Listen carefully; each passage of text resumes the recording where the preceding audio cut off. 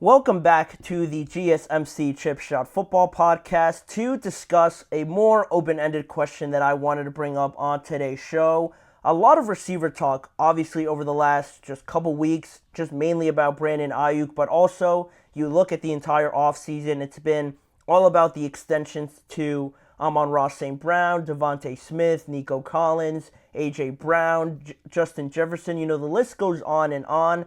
And now I started to think, still trying to figure out how complicated this situation is with Brandon Ayuk and how much he deserves to be paid because he is looked upon as a true elite number one receiver, or at least that's the case in a lot of discussions that people are having all over social media and just in general.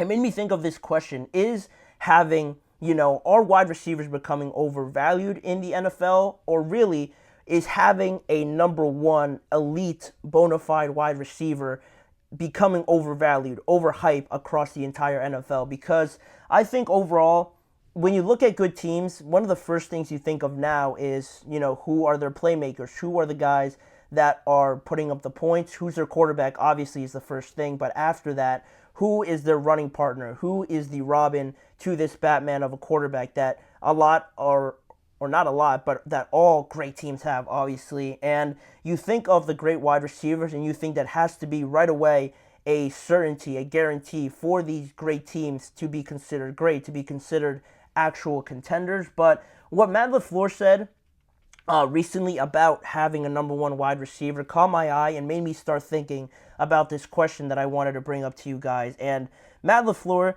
basically over his time in Green Bay, has seen nothing but success, honestly. You can point to Aaron Rodgers, you can point to Davante Adams as being the main reasons why, and you wouldn't be too far off. But from 2019, when he took the job, to 2021, you had Aaron Rodgers winning back-to-back MVPs in 2020 and 2021.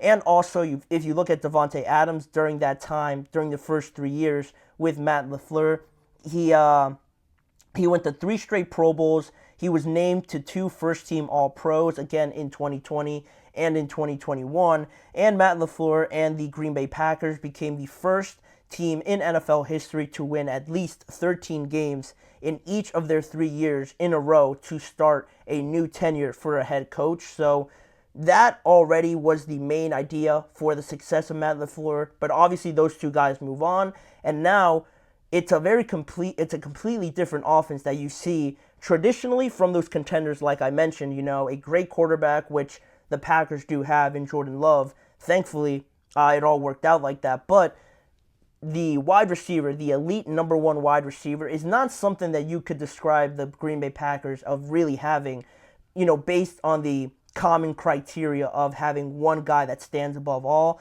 Because after last year, after Jordan Love, became the revelation, the receivers and how, they managed to have all this success was really pointed out, and they're really running a committee or a group approach with their wide receivers. Not one elite star, but a bunch of guys that are very good. And there's 4 guys that stand out, obviously, with Romeo Doubs, Jayden Reed, Christian Watson, and Dontayvion Wicks seem to be like the main 4 guys that the Packers thrive off of to produce the success that they had last year. And in a way that they prove that having a bunch of wide receivers like this, maybe not having one that stands out, works in a way that they were just a few plays away from reaching the NFC Championship game in a way that is a little unorthodox to a lot of how these other teams are built up of. Having that great wide receiver, that great quarterback, and thinking that's enough to win you games. And to be fair,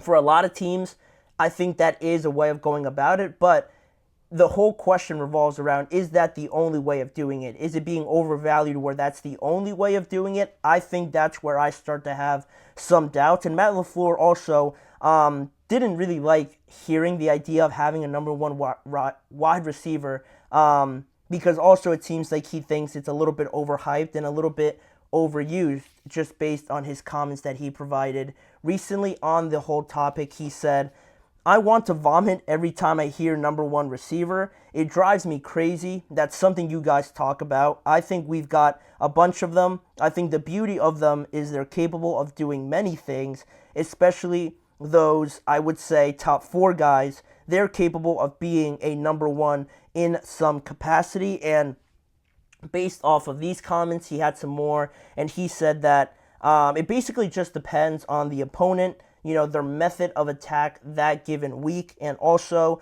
it could just change week to week. That's the beauty of having multiple good wide receivers. In his mind, a bunch of number 1s, because it gives you more versatility. You have a lot of ways of game planning, not just having the opposition know that you're going to this guy 8 times a game and you're going to try and win that way. Having a bunch of guys that can provide for you any given week does have its virtues, but also I guess you could say it's negatives, because at some point in time, you're going to have to pick on which guy you're going to have to go to. A lot of the times it depends on scheme, and sometimes you have to throw scheme out the window and know that your guy, your elite top 3, top 5 wide receiver is better than anybody on the defensive side of the ball, and just giving him a chance, that oftentimes ends up being the case. The Green Bay Packers saw it with Aaron Rodgers and Davante Adams. They're one of the teams that are the perfect example of fitting into this description of having the best of both worlds, and now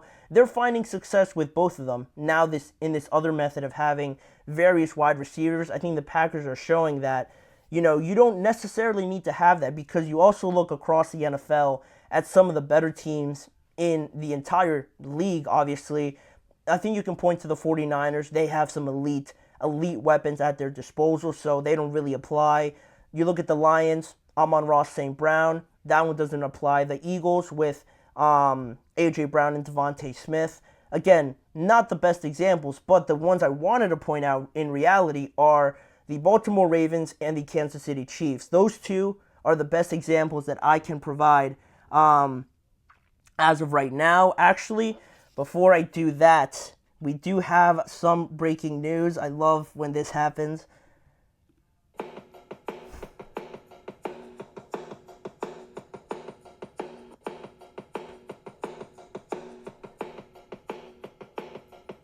All right.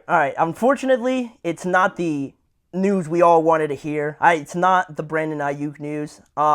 It's another trade that actually just happened. The Patriots are trading 4-time Pro Bowl edge rusher Matthew Judon to the Atlanta Falcons in exchange for just a 2025 third-round pick.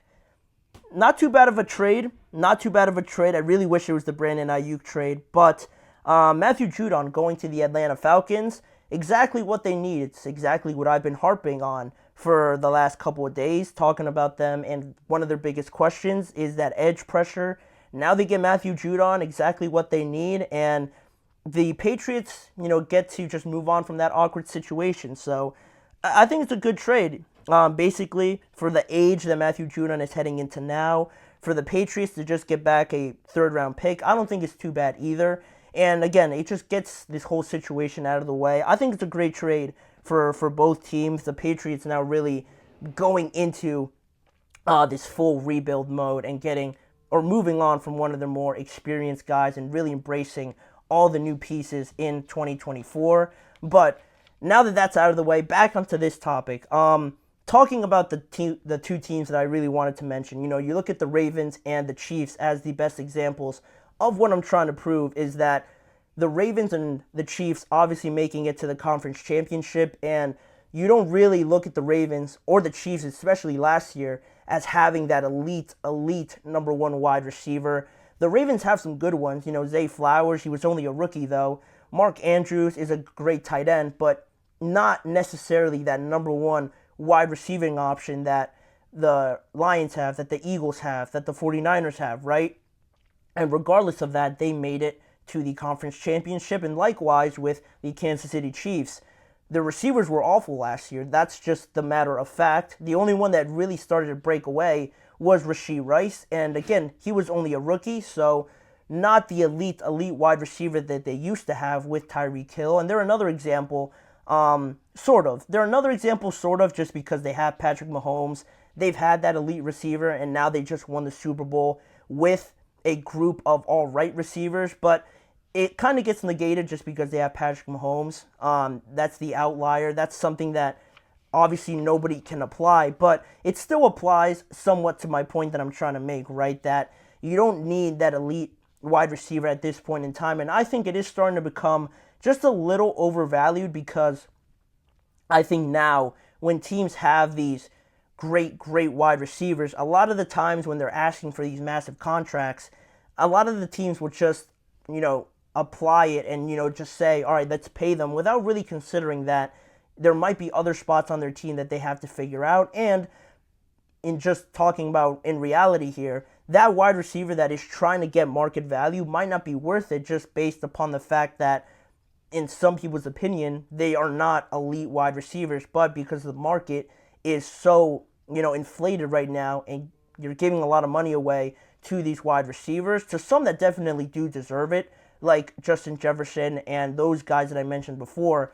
But some other receivers, the price is being driven up, and I don't think teams should fall into the trap of overvaluing them and then just giving them these contracts if they're not 100% sure.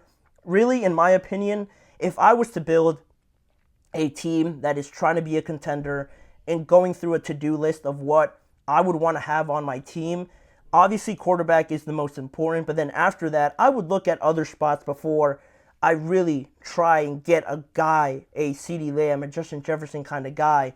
I would look at offensive line, defensive line, pass rushers especially, and really, you look, if you want to talk about other external factors, coaching and scheme and play calling and all of that stuff, to me is a little bit more pivotal to wide receivers because in general, wide receiver is such a dependent position that you need about 2 to 3 things to happen before that wide receiver can actually get the ball in his hands. You look at the play, needs to be right. The timing and all needs to be right. The wide receiver needs to actually get open. The quarterback needs to see him get open. The offensive line needs to protect enough time for this entire play to get through. And then if one of those things usually goes wrong, the wide receiver is almost taken out of that play and almost taken out of the game if these other factors aren't in line with everything. So in that way, to me, my number 2 priority wouldn't be so much a wide receiver, but more so an edge rusher, because I believe that edge rushers and offensive linemen,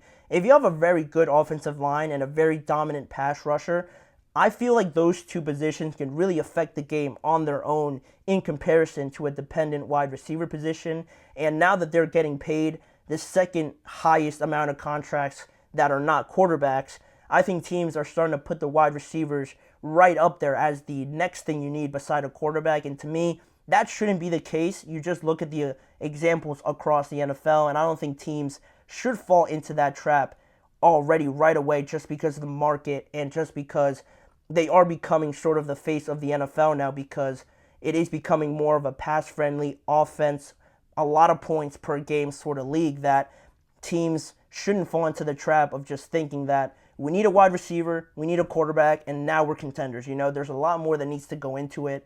And if you do happen to have one of these generational wide receivers and you're lucky enough to be in a spot where the rest of your team is all right, then I don't see such a big problem. But overall, if you have a bunch of other things you need to do, maybe consider addressing those spots rather than paying the receiver $33 million right away.